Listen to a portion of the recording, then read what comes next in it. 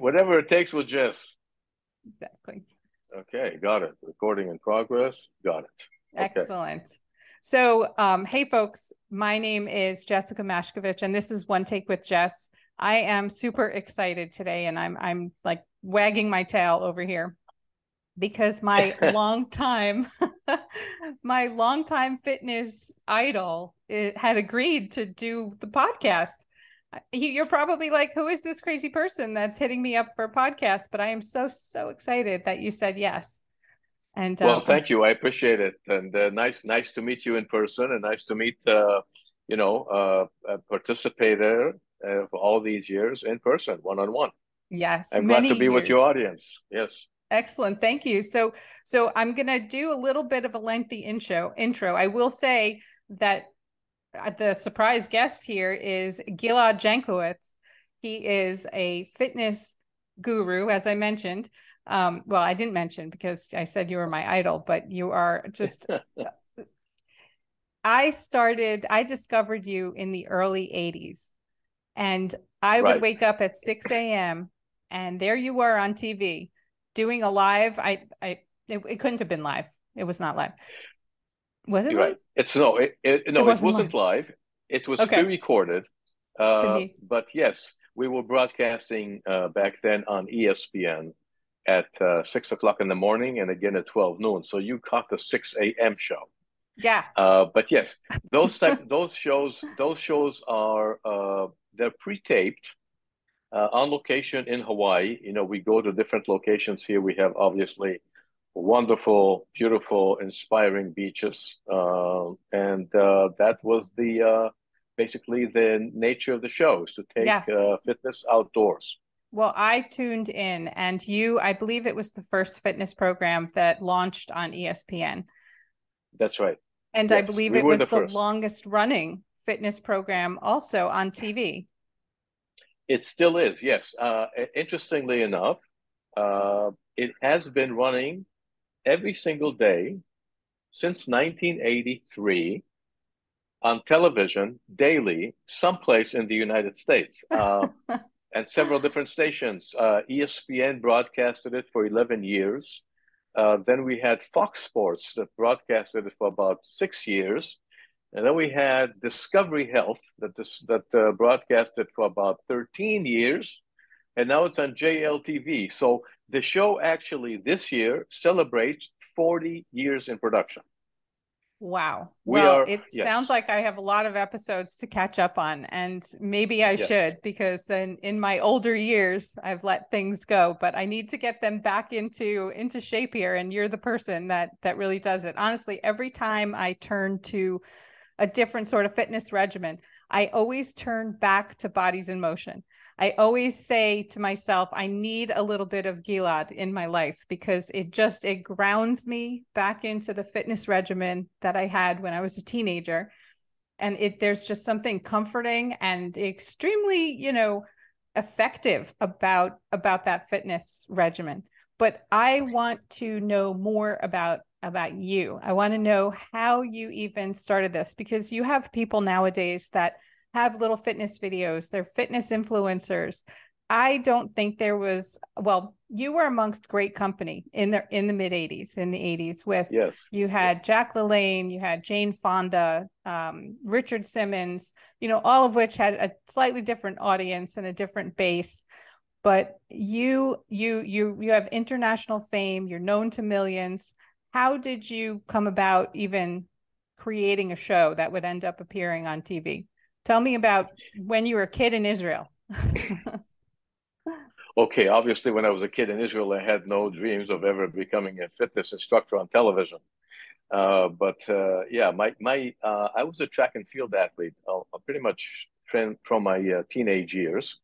Excelled in decathlon. Eventually, broke the Israeli national record, and came out to the United States to train at UCLA in California, with the eyes on the Olympics. I trained with some of the best athletes on the planet here in LA. Uh, Namely, one person who was my coach and was the world record holder back in the late 60s in the decathlon. And I trained there for about a year, and I was getting really, really good. But unfortunately, suffered a pretty hard injury on my Achilles tendon, and that kind of put my career out for about 2 years. And at that point, I figured it's going to be very difficult to make a comeback because every time I got into intense training on the track, the injury would say, "Hello, I'm still here. Don't forget me." So I kind of realized that as far as being a highly competitive, which is what it requires, athlete on that level, it's probably over for me because the injury will not allow it. So I had to stop. I had to quit. I had to kind of refocus and redesign my future because all I thought about during my grow up years, even during the Israel the military service, was making it to the Olympiad in track and field. So I basically woke up to it, had breakfast with it, went to sleep with it at night. Uh, but that kind of, I was a student back then as well in California, and had to kind of revamp my goals. And I started teaching exercise classes at a club in Los Angeles as a part-time job while I was going to school. Long story short, that led me to Hawaii eventually in 1981 with some private clients who hired me to do personal training for them while they were on vacation. Obviously, I knew them from California, so they took me with them on vacation to Hawaii uh, to put together like a 2 week, fitness vacation type thing, and we did. We would work out twice, sometimes 3 times a day, different type of exercises, and we were hosted by a club here in Honolulu, the Honolulu Club, which then turned around and hired me to be a full-time fitness, instructor, group, mainly for the group exercise classes. And it was basically an offer I couldn't refuse at the time. So I packed up my things in LA and moved to Hawaii in 1981. Uh, and a year later, 2 years later, I launched my show here in Hawaii. It's a local show at first. Uh, and then from there, Who again, it's a picked it very up? long story. Who picked Uh, up the show to bring it to ESPN or to bring it to mainstream? I mean, the journey that you just described is what people dream of doing. Just the freedom to be able to, teach fitness classes and then up and move to Hawaii and kind of be brought there just by happenstance and have it work out yeah, so amazingly. right. It's What was I listen. If I didn't know that it was going to work out like this. Really, it was sort of like at that time, I felt like the job offer that I got in Hawaii was really there to save my life because I was going through a very difficult time in California. I was having a difficult time maintaining myself while I was going to school. I was married at the time and I got divorced. So all these things together, uh, you know, for me it was a difficult time. So Hawaii was sort of like a somebody throwing me a, a a, lifeline, a a buoy? lifeline. Yes, Yeah. exactly, a lifeline. And I took it and never looked back. And until this day, we're still producing the show. Yes. So what was that aha moment? What happened where it went from just a very local small thing, where you hit it big. You hit it big. Like all of a sudden the show became part of people's. Hang on one second. I have to let the dog out. I apologize. Yeah, I hear you. And we're back. Okay. And we're Sorry. okay. Nature calls. Yes. So we were talking about the moment that all of a sudden something that was local hit and became national. I speak of this because we have content creators currently who would love and jump at that chance, and they work really, really hard. But sometimes it just happens to be that there happened to have been something in particular that happened, or someone in particular that ushered them into stardom. Okay, so yeah, let me maybe touch upon that a little bit. Um, yes, when I came to Honolulu, in Los Angeles, I was teaching classes, and those classes became fairly popular. Had quite a few celebrities in my classes back then. Uh, Namely Arnold Schwarzenegger was one of the main ones that was taking my cardio class because he was preparing for his first Conan movie. And we became, fairly friendly. And he used me in his book as a model in his bodybuilding for men book. And when I came to Hawaii, I called upon him and I said, it would really be helpful for me since I started the show already. It was a local show. You're well known, you're a celebrity. I'm not that well known yet. Would be great if you came out to Hawaii and did some shows with me. So he did. He came out to Hawaii and did. Uh, oh, sorry. Hold on a second. Oops. Wait a second. I don't know what happened there. Anyway, so he came out to Hawaii and shot a few shows with me, which really helped get the show out there. Uh, At that time, the show was already airing in several markets across the states, in Reno, Nevada, in California, in Southern California, in Arizona, in a couple of places, and in local markets. Back then, television was very different than today. With the digital world today, everything is it's so fast and quick, yet so much is available that you don't know what to do. It's like you get lost in this big ocean of information. Back then, I had to find an agent to represent me with the show. But since nobody knew who I was at the time, except, of course, for my clients and, small little exercise class that I was handling here in Hawaii and in LA, I had to find somebody who's in the business of television who could really take it. So I went through friends and acquaintances and things, and eventually found what they called back then a syndicator in Reno, Nevada.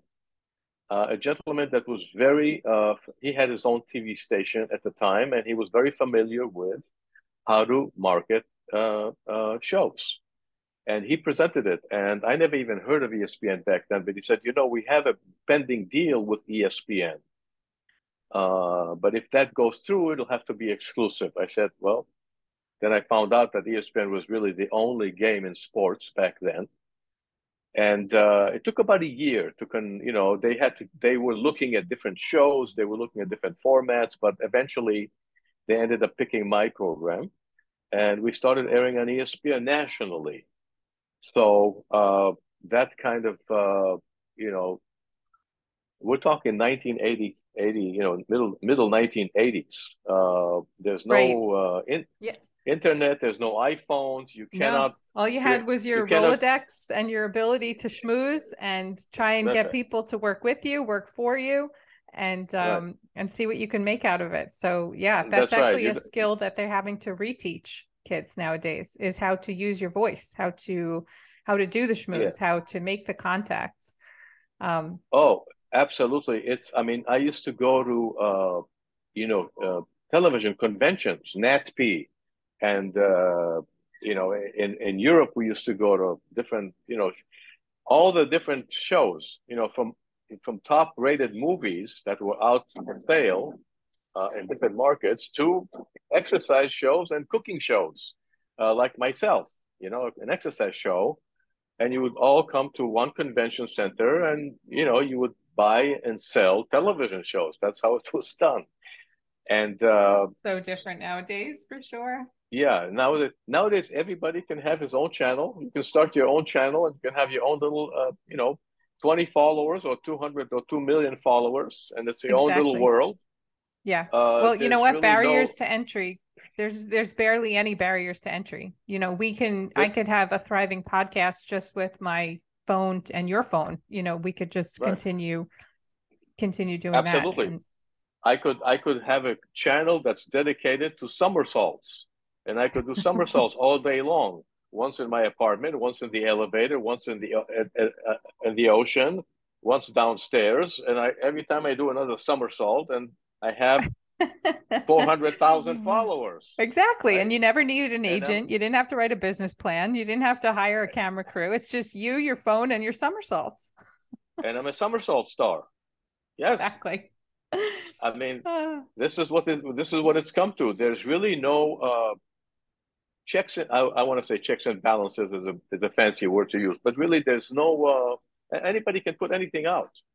yeah. So Which is great there's too, no. because we've seen some amazing talent come out of this, and Yes, it is a shame that there were so many barriers. It is a shame that talent was so hard, that it was so hard for talent to break through in the industry. There were a lot of gatekeepers. There were a lot of processes. You sometimes needed to have the right connections or the most amount of money. So it's good. Things have kind of progressed, and we have to it's evolve. gotten. Yeah, it's gotten a lot easier to be able to do this. Yes, But and at the harder same at because, this like you said, there's so many people doing it. So many people are vying for attention. And back then, it was a handful of you top people in there, and who was going to get the fitness eyes. That's There right. were a That's smaller right. amount. That's right. Not that there was smaller amount, a smaller amount that would get recognized on a national level because a lot of people were doing it still. But it was very really it took a lot of work, a lot of dedication, a lot of you know a lot of meetings and going out there and really it was hard to get it going. Yeah, and Uh, a lot of no's, and a lot of grit and chutzpah to keep going. You had to yeah, just keep persevering. I know I have something here. I know it's good. The dog is whining. Um, yeah. So who was your inspiration behind keeping going? And you know what? Before you answer that, I also just want to make sure that my audience knows exactly, that you have trained celebrities. You have been in movies with Bruce Willis, Bette Midler, George Clooney, Brad Pitt. You've worked out with Arnold. You've worked out with Bruce Jenner, who was Bruce Jenner back then. Things have changed. You did. I'm going to give a little bit of history also to supplement what you've provided. You were in well, film school, so you know a little bit about being behind the camera and what goes yes, on in terms of a production. So I feel like not only did you have the level of fitness knowledge, you had the level of production knowledge. So you were like almost a triple threat because you're an extremely handsome and fit person out there, and you got well, beautiful thank people you. to be with you, in a gorgeous setting Yeah. in Hawaii. It's like you knew Yes. all of the combination, the recipe to Yes, I make do. this I want happen. to. I want to make a couple of adjustments to correct you here. A couple of things. One is I never really worked out with Bruce Jenner. I met Bruce Jenner because he was my idol back then because he was the decathlon champion from 1976 Montreal Olympics, and as a decathlon champion, that he was like my ultimate. And so I met him in person, but he never really trained with me, Okay. or I never really worked out with him. Uh, yeah, so I just wanted to No problem. clarify. Yeah, Absolutely, no problem. But so I just was giving a little bit more credentials, to your journey, to your standing, to who you are and how far you've come. Now, talking about, your inspirations and getting all the no's and having to keep persevering, who was the wind beneath your wings? Who was that person? Was there one person, or did you just do it upon no, yourself? it was a bunch of people because, like I said, I studied when I studied in California when I went to school at UCLA. It was for film production. However, I never completed my studies because I came to Hawaii on this job offer. So I was about maybe 1 year away from finishing my degree. But the offer was too good and too at the right time for me to skip on. So I came here and like I said, I never looked back. As far as inspiration, um, one person that I can say that really inspired me is Jack LaLanne because he had his own fitness show back then. But He was most the of the godfather of inspiration, fitness. he was the godfather of fitness, and he hosted me back in 1982. He hosted me on his show, which was basically in its last year of production. And so I got to be part of that. And as a result of that, I came back to Hawaii and I said, wow, I really got something from this. Because he said to me, Jack LaLanne back in the day, he said, young man, you're going to have your own show someday. You're very good at what you do. And I was like, wow, if this guy believes that I can do it, and he's such a legend, then maybe really do have something that I can pursue. Uh, but I have to say that most of the inspiration that I got were from people that are not necessarily well known in the media, but I had a very wealthy uh, and affluent businessman here in Hawaii who saw the potential and basically took me under his wing and taught me how to create a business, how to start a company. I had no idea back then how to do these things. I didn't even know how to write a proposal. Uh, so, and I had a couple of really good mentors here in Hawaii. Like I said, they're not necessarily famous. They're famous in Hawaii because they have a lot of projects here. But I got Yeah. I got a lot of I got a lot of information and knowledge and help along the way from these wonderful people, and basically, that those were that was the wing under the wind The wind under your under wing. my wings, so to speak. Yes, and What do you ever think about what life would be like without one or two of those mentors in your life? uh, yes, it's interesting because I think I would still pursue it because I'm very focused and stubborn when I have a project in mind. I'll give you an example. I had an investors meeting to raise money for the production.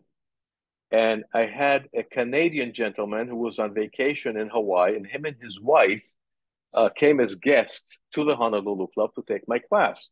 And they found out that we have an investors meeting, and he was a very wealthy businessman. And he came to one of my investors meetings, and I did a presentation there. And he came to me after the presentation. He says, I, "I'm not sure that I believe a word you say, but I believe in your tenacity and in your drive, and I'm investing in that." And he did invest in me. Uh, and there was another person that came to this investors meeting and brought an advisor with him who was in the television industry. And she said to the investor, "The guy has no idea what he's talking about. I wouldn't do it." So there you go. The guy that believed in my sort of speaking, my drive, invested in me. And the guy who brought a TV person who saw the show, who saw the pilot that we had, decided that it's going to go nowhere. So thank God for the Yeah, Canadian and his type of, and his group. Yes. exactly. So 40 years later, here we are. We're still a daily show on TV. Yeah. We broke Jack LaLanne's record. Jack LaLanne was on television. Of course, TV was different back then, but nevertheless, we Yeah, he was the broke his 50s all record. the way to the, yep. He started, I believe it was 51 or 52, and he went all the way till 1982 or 83. We started in 1983, and we're still running today. It's 2023, so we are 40 years in on air in production. The beauty of this world now is that you can run in perpetuity because now you own the broadcast. You own the broadcasting station. There's no one that can tell you no, except if YouTube shuts down and you decide your website is no longer going to air stuff. You always have the option to even air things directly from your own website. So it is a wonderful Absolutely. world to live in. So you Yes, will perpetuity for you. absolutely. But as far as the television is concerned, right? Broadcast TV, the regular TV, we're still on regular TV daily here in several places outside of the United States as well. So that's kind of a you know That's fantastic. miles milestone, so to speak. Of course, with what you can do today, you can be in perpetuity, like you said. You can do it all the way to the age of 100 if you get lucky that Yeah. to And live wait that until long. your hologram starts exercising. Wait until AI starts programming a version of you to do all the things that, I mean, it can encapsulate you from all angles. It can encapsulate you doing every single move that you've ever done in your in your past, and soon you will Very just scary. not need to be Very there. scary. Yes. It is scary. Um, But I'll tell you, I'm very happy that I've in today's world, I've talked to a lot of people. They said, with all the exposure that you can get today with internet, with Instagram, with Facebook, with all these different social media types, uh, it would be very hard to repeat what we did back then because, like, the TV stations don't do this type of thing anymore. They're too scattered, right. too niche at this point. So from that perspective, I'm like, wow, okay. So I'm glad I got to live through the 60s and 70s and 80s and 90s and 2000s and all that because it was really an interesting, wonderful period. A lot of Yeah. breakthroughs. You and me both. I think I caught the last, one of the last generations of just the wholesome, go outside, play until it gets dark, and then come back home, take a bath, and go watch some Right. Love Boat or something like that. Exactly. Right. Oh, but Exactly. it's even hard for kids to find a mentor, like just someone who would take the time and give them that one-on-one stuff. A lot of, but they also they are fortunate enough to have mentors on TV. They have Shark Tank. They can learn about business in many ways. Just, Google it or YouTube it. So it's not that information is not unavailable, but that one-on-one personal connection and relationship, that the person to show you, person to person how things are done Yeah. and give you some more tips that they're not giving a Well, million other people. there's another interesting thing I just thought about as we speak. Today, in today's world, if you are posting and you have followers on social media, you can continue posting and posting and posting and posting and posting. Back in the day when I was waiting for the deal for ESPN to happen, I waited for a whole year for them to say, yes, we're taking this show. And during that year, I was basically broke. Only job I had was teaching exercise classes at the gym. All my money was spent on production that I didn't know was going to go anywhere because it had no exposure except for a channel in Hawaii and a couple of other channels on the mainland. It really wasn't affording me to be able to continue production. And I basically sat there for pretty much a whole year, waiting for this one deal to happen. It's a little bit different. Yeah. So what happened when the first huge deal came in and you got a check that was the size that you've never seen before? What happened to you as a person? Well, it didn't really happen that way. Basically, ESPN would pick up the production costs, and everything else was on our own. We had to create our own income, our own base, our own videos. It wasn't like I received $1 million check and I was, wow, happy, wealthy, and comfortable. No. It took us about 5 years after ESPN started broadcasting the show to go into the black, so to speak. We had a lot of debts. My company had a lot of debts. I had a lot of debts because we spent a lot of money on production before ESPN. I had a lot of investors that I needed to pay back. So it took about 5 years before I was actually able to say, okay, I can now get some income for myself as well. Everything else was all expenses. So, it's not an overnight thing like people would think. Uh, it takes hanging in there Yeah, for the long definitely. run. Was there any point in this process that you decided I don't like the business side of things? My love is fitness. That's where my heart is. I need someone else to do the business side of things. Or did you find that you are an amazing businessman as well? Uh, no, I wish I had someone to run, neck and neck, so to speak, with business. I had to make a lot of my own decisions eventually, as it turned out. Um, and Yeah, I'm sort of, it's sort of, it turned into like a one-man organization. I did have a lot of help. I mean, I have, people that work with me, work for me, but I've never had that type of a relationship, where I have like a business manager or, just people that work with me in my organization. Yeah. And that's really hard. It's hard to delegate that responsibility and, lose control in that way or feel that you need to pull someone in and hire someone to do that job. It's more like I could do it, and then you're taking on so much and you're doing the fitness side of things and you're doing the business side of things. I'm sure it can get overwhelming at times. It's overwhelming. My skills are, you know, one or two skills that I have. The other skills I have to constantly struggle and continue learning about. And it's not easy to run a business. I'm going to tell you that. It's not, nowadays, especially, it's becoming more and more difficult. Uh, there's a lot of responsibility. You have employees, you have salaries to pay. Yes, You very need to know true. how to do all this stuff. And like you said, my passion lies in the art of what I do, not in the running of the business, so to Right. speak. So it's a constant struggle. And I realize, and I think people should realize that in order to achieve something, in order to achieve agreeable results, you have to do some disagreeable things at times that you don't like doing. And I struggle with that every single day. I mean, I'd like to be in the gym and in the beach and working out and exercising and, Right. showing people what to do and filming and all that stuff. And that is very small. That's a very small piece of the puzzle, really. The big part is maintaining it, making sure that, you can continue running it, that you have the support you need for it. It's not easy.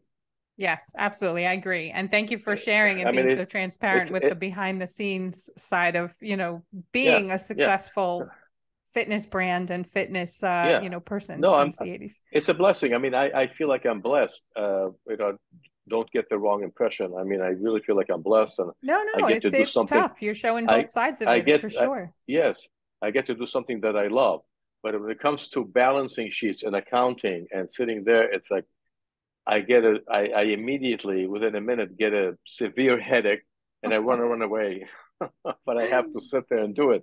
I know exactly what you're saying. I too am a creative and I have a business that I have to deal with all facets of it. And I even manufacture things out in China that I have to import and bring things in and then worry about the knockoffs and all of that stuff. So So it is yes, so you know what I'm talking about. It's very it's much uh so. it's a pain in the butt, so to speak, but you It have to is a do pain it. in the butt. Yeah, because that's how we can execute our creativity and put out Exactly. there what we want to put Exactly. out there. Exactly. Now you brought earlier, you said, that you have a manager. Wouldn't it be nice if there was somebody that was handling all that to you and you could just do your art? Wouldn't that Absolutely. It be would be nice if beautiful? someone would do my laundry, make me some Yes, meals. absolutely. Absolutely. I can think You of know, lots of jobs I can outsource for the moment, but I don't because I'm a control freak and I do there them you all go. myself. Nice. Well, that's why you can keep it, you know. Yeah. Uh, Um, I'll tell you, no, nowadays, because so much content is on the internet for free. YouTube, you have tons of different, exercises and workouts, from yoga to Tai Chi to cardio to strength training to weight workout. Everything is available, a lot of it for free. Now, I've added quite a few things on YouTube uh, for free, especially during the COVID, because I wanted people to be able to, access it at home. But some days I get people who say, if I'm selling something, let's say I'm selling a workout, I'm selling a video, they go, why are you charging me for this? This is supposed to be free. And I'm going, well, because when I go to the market and I buy bread, I'm supposed to pay for it. And when right. I go fill up gas in my car, they're not giving it to me for free. I, I gotta pay for it. So people find it surprising that you have to still pay for downloads or videos or things like that, or accessing material on the internet. 100%. It is a challenging mindset to get past now that people do think that this is for free. Right. But so what is your strategy for, for now? Like you said, we went from TV to VHS to DVDs to streaming. Everything kind of became more accessible. The environment became a little bit more convoluted. What are you doing now? What are you doing now? Are Well, you recording any new videos? Are you appealing to an older demographic with other types of fitness? I'm sticking to my passion and to the art part of this, and I'm coming up with new workouts, new videos, new streaming. We're planning our 40th anniversary production, which is going to happen this year, beginning of next year. And I'm putting out some specific programs for people with injuries, and again, maybe for the older crowd, if you want to call it that way.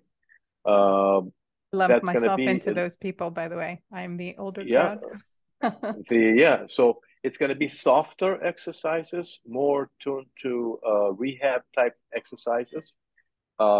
Still going to keep the intensity because I think that's what gets the results. But make it more geared to 50, 55 plus age group, where you don't want to just bounce and lift heavy weights and do all that. So it's going to be. I have a few programs on my drawing board that we're going to tackle this year. Excellent. And are you going to market them on YouTube? Are they going to be, pay for the download? Is it going to be a subscription service? Are you going to do like social media campaigns and lives and podcasts and all that fun stuff? Probably all of the above. Actually involved with a group of doctors on the East Coast who are. I went through a back surgery myself, so we're kind of doing something specifically for back, excuse me, back health, back exercises.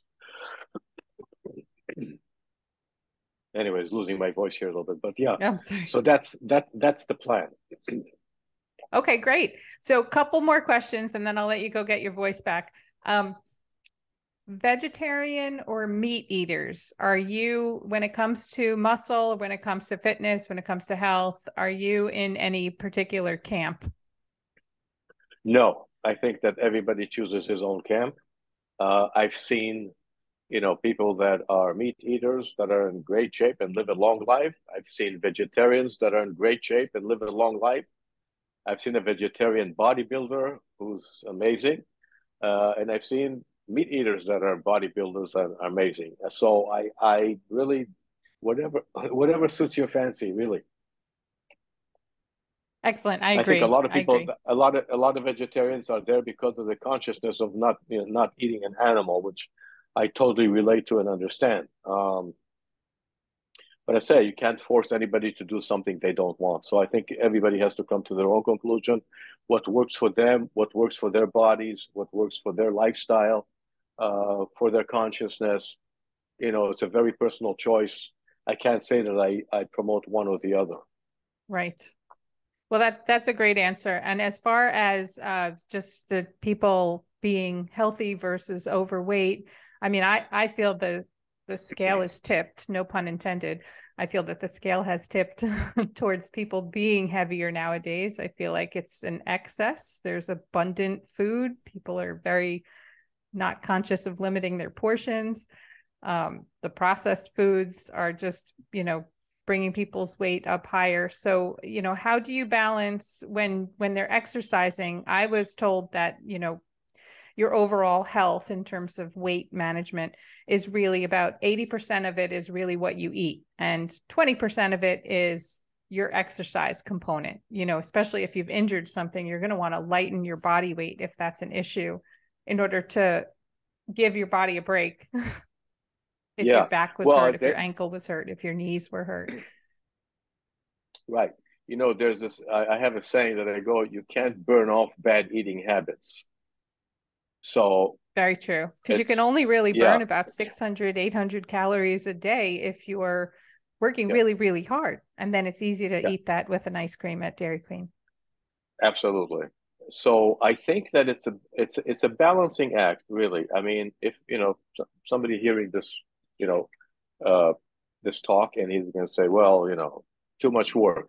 It is work. It does take a decision. It does take a conscious decision that you have to make in regarding to your food intake and your choice of foods and your physical activity level, because there's a balance there. And I think if you're able to, you don't have to go on a critical, extreme diet or anything like that. But if you're able to start learning more about healthy foods and healthy intake of nutrition and up your exercise and your activity in things that you find fun to do, then you're already in the right direction. Um, and I think from there, people can go on. You can always tighten your diet more. You can increase your fitness level, but that's basically the formula. It's very simple. I mean, you have to eat healthy, lean foods that will support your active lifestyle if that's what you choose. And it comes together. I can't say, you said 80-20. I think it's not that bad. I think it's maybe 60-40. But I think that lifestyle is really something that you have to think about if it fits you. Okay. Do I want to feel healthy? Do I know what I want to be active when I'm 65 or 75 years old? Do I want to be healthy? Not just alive, but I want to be able to enjoy my life. Our bodies are temples, so we want to be able to take it with us wherever we go. I mean, wherever you go, there you are. So if I'm healthy at 80, look at Harrison Ford coming up now with his new Indiana Jones film. I want to strive to be 80 and fit and doing things and continue exploring my life and doing new things. I don't want to be at 80 years old that sits there on a couch and can't move because he's injured and he's got arthritis. And I think that Exactly. in regards to that, we as individuals have a choice of how we want to live our lives. Not everything is in our hands, but what you put in your mouth and the level of your activity is up to you.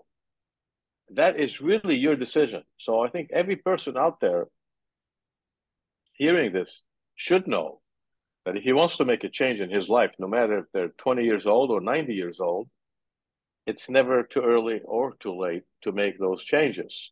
You can better your life at any point, at any given time, if you make some of these simple right decisions. Absolutely. Absolutely. And who might you turn to for nutritional guidance or for wellness or health? Is there someone that helps you balance yourself? Like you are the one that I turn to. You are the one that millions of people have turned to. Who do you turn to? Who do I turn to? Okay, I'll read a lot. I'll read some of the newer research that comes out about food. But basically, I'm self-experiment. I experiment with things, and I see how it affects me, and I see how it affects my fitness training. I see how certain exercises affect me versus others, and I tend to not go by one specific program. I tend to adjust as I go along. And I think that as you go through life, and today at this age, I can't do what I did when I was 20 years old. So if I attempt to do that, I'm going to get injured. So I have to adjust. I have to adjust my diet. The metabolism at the age of 60 is not as fast as it was or as active as it was Right. You're when you're touching on really 25. important things. Yes, for sure. Yes. So as your metabolism slows down, and unfortunately it's only a one-way street, you have to make adjustments to help your metabolism stay at a level that you can maintain for a long time. Same thing with your fitness level. You can't continue doing things that you did when you're 25 and 30, you have to adjust your fitness program to your age, 55, 65, 75, 85. You have to Right. adjust as you go along. And the main thing is to continue with the pursuit of a fit, healthy lifestyle. That's the key. Yes. Get out there and walk every day. Maybe play a round of pickleball at some point if you stretch You well. know what? Even just walking, people say, "So what do you do?" I say, "You know what? Get out there. I don't have any equipment at home. I can't go to the gym. I can't afford to buy whatever. Get out of your house and walk. Yep. Walk for 45 minutes. Walk for 30 minutes. Get into that. Do some push-ups at home. Do some stretching. Cut all the sugar out of your diet. Cut salt out of your diet. There's very simple things. You don't have to get fancy. You can do very simple stuff Right. to just start the ball rolling. Once you start the ball rolling, it's it picks up speed. Yeah. I feel like you should be roaming around college campuses telling people to, drop and give me 30 or put that food down and let's go take a jog around campus, or you go take a jog and meet Oh, me right back here. I feel like they absolutely. need a bit of a force. I mean, you trained people in the military. You're just a very domineering type of person who cuts through the bullshit. And I feel Oh like yeah. nowadays kids need that. If I tell them to go down to 30, believe me, they'll give me 30. Yeah. Okay, we're going to start putting you on the road and getting you out to college campuses if we can get you off that island. We'll get lots of 30s. Oh, yeah. But listen, thank you so much. I appreciate you being on with me. Like I said, I would wake up to you every morning, and if I couldn't catch you, I would tape over my Guiding Light episode and make sure I had a full line of you on my VCR tapes that I would take with me to Florida. I would go on vacation and I would take it with me and I would stick it in there and I would do the 30 minutes religiously.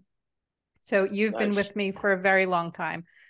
And I wanted to mention to you one little thing is that we have Gilad on demand, where you have access to all of our material that we've ever done, almost all of it, and it's and twenty is four that a seven. channel? That's an app, I believe. You can It's a, download it's that an app. it's an app.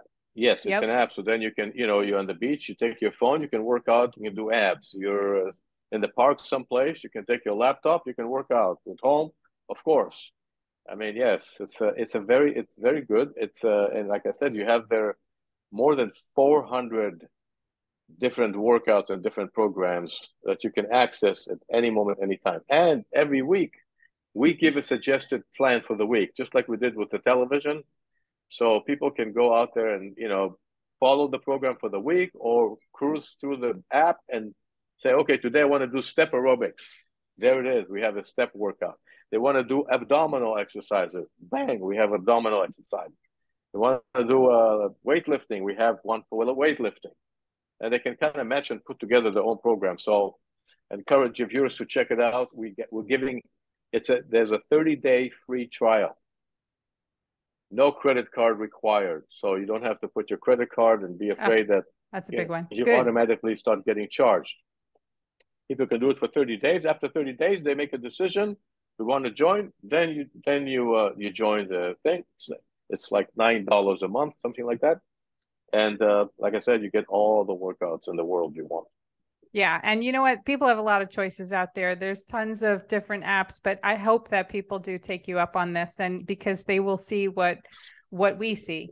And just Yes, it's a charisma, it's a connection. So I know that you've been in it with your heart and soul for such a long time.